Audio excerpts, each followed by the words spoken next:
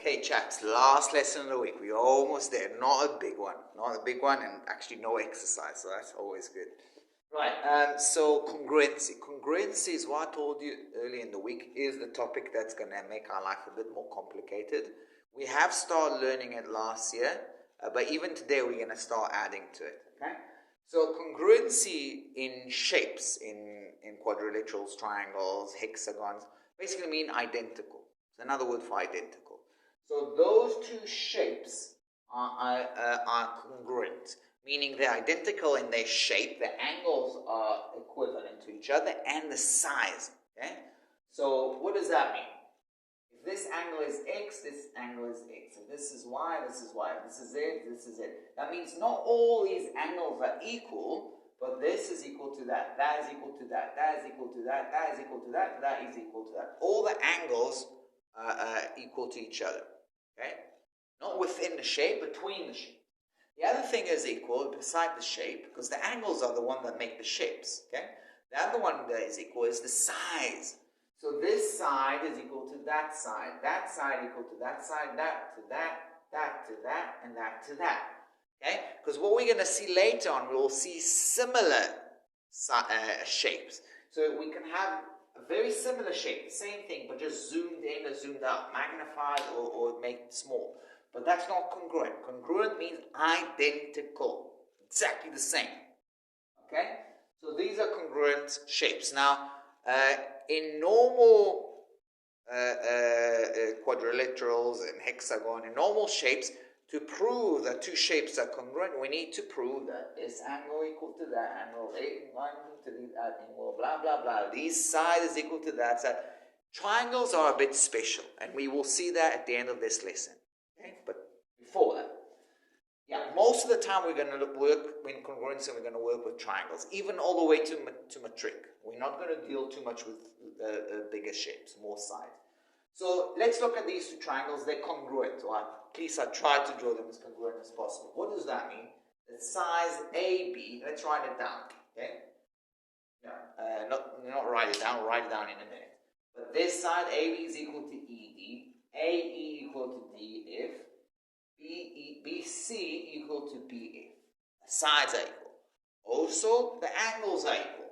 So angle A equal D, angle B equal E, and angle C equal F. Okay?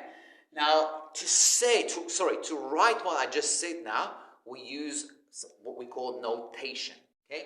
Notation is basically how you draw things in maths. Okay? So to say that these two triangles are congruent, we just write down a triangle A, B, C, that's this triangle, is congruent. This means, like a triple equal sign, means congruent. Okay? Congruent to triangle D, E, F. Okay? So this means congruent. Now, just to show you, I didn't just write ABC and DEF. I mean, if for example I wrote EDF, let's say I just wrote, okay, I'm not going to write DEF, I'll write EDF. Can I write like that? It's the same triangle, right? Triangle DEF is the same as triangle EDF, or I can write FED or FDE. They're all the same, isn't it? No. Okay? So let's have a look why we can't write it like that. When I write these two triangles congruent, what I'm saying a bunch of things, but one of the things that I'm saying is that these two angles must be the same. In other words, angle A must be equal to angle E. But is that the case? Angle A, is that equal to angle E? No. Angle A is equal to angle D. So I must have D here. Okay, so see how I did it in my head, I didn't tell you.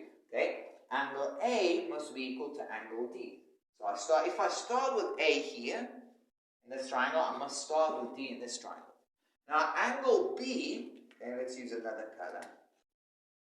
That's my next letter here, angle B. Which one is equal to angle B? Angle E. So I'm going to write down, after D, I'm going to write E and not F. Okay?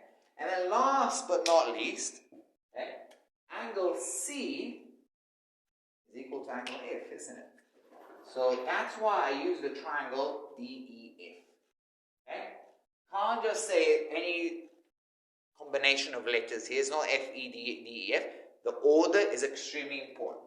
Okay? So what do we see here? We see, let's write it down. Angle A is equal to angle B. Angle B is equal to angle E. And last thing, angle C is equal to angle F. But that's not everything. Okay? We know that beside the angles being equal, the sides have to be equal. Okay?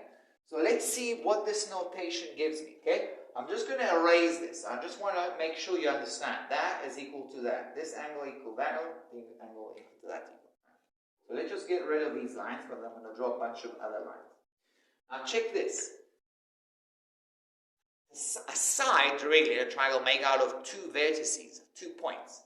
So angle AB, okay, or not angle, side AB must be equal to side DE. Okay, I just did a line between the first and the second letter will be equal to a line between the first and the second letter on the right triangle on the right.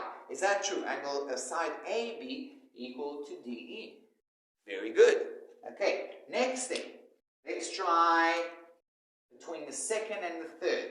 Side BC, that must be equal to side EF. See, I'm not even looking at a triangle. I'm just looking at this. So side BC must be equal to side EF. Is this true? Let's see. Now I'm looking at the triangle.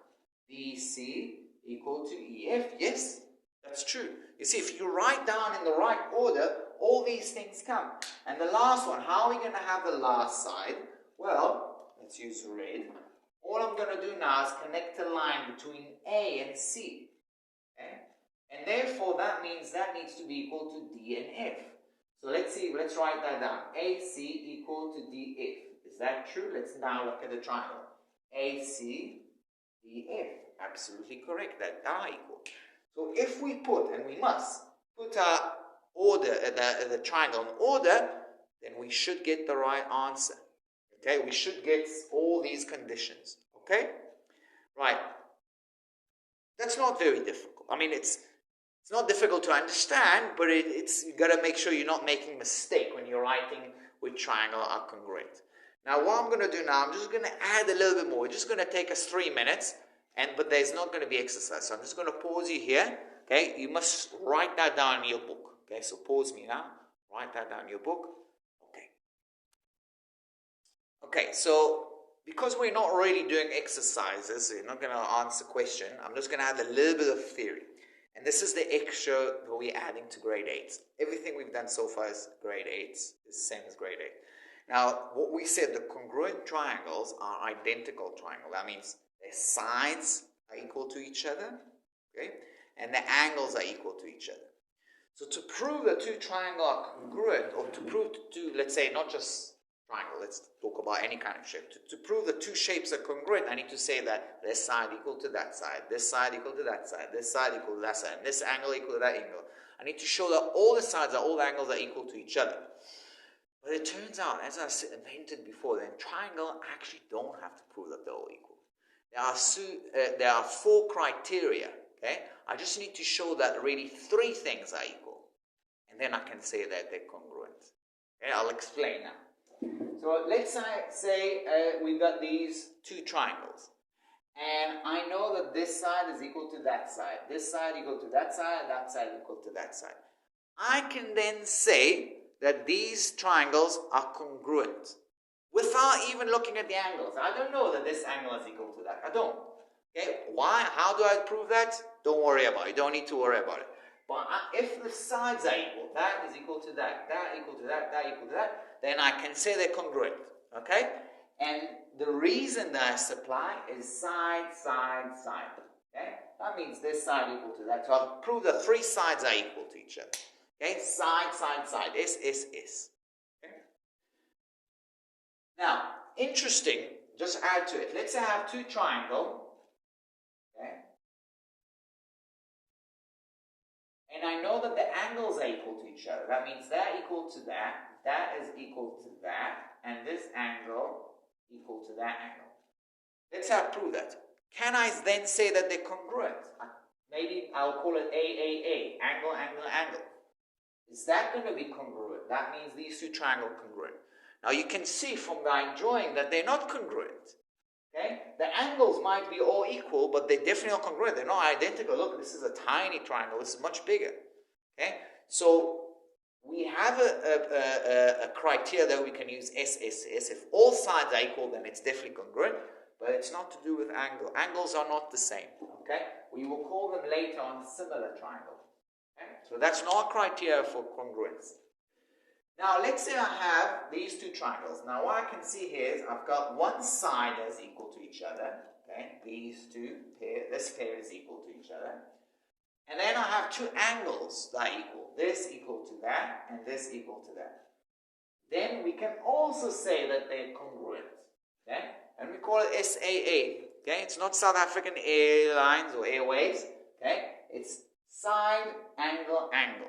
So if you prove that one pair of sides is the same and two pairs of angles are the same, again, that's congruent. Moving on. What about if I have, because I have two angles in one side, do we have an option where we have two sides in one angle? Yes, but. Okay? So look at these two triangles. They're definitely congruent. This side is equal to that side. This side is equal to that side. So it's true that we have two sides and we have an angle in between that's equal, but the angle must be in between. Okay? And that's why we call it SAS. Okay? Two triangles that have two sides that are equal and the angle in between them equal, then they're congruent. If that angle was not in between, let's say I have I'll draw another triangle. Oh, we have time. Okay. So if let's say we had these two triangles, okay, and I've got this and that is equal to each other. Okay, I'm not going to draw it now because it's going to just take too long. But you're just going to have to take my words to it, that to prove that these are congruent, the angle must be in between the two sides. Has to be in between. Can't be there. Okay? Last criteria, and you can see it, fantastic, involve the case where actually I have an angle which is not between the two sides. So look at this. Okay? This is equal to that. That side is equal to that. And now we have one more angle, but it's not the one in between. And that's still going to be congruent. So you're going to say, Mr. Lisham, you just told us now, if the angle is not between, that doesn't mean it's congruent. True, but it will be congruent if the angle is 90 degrees.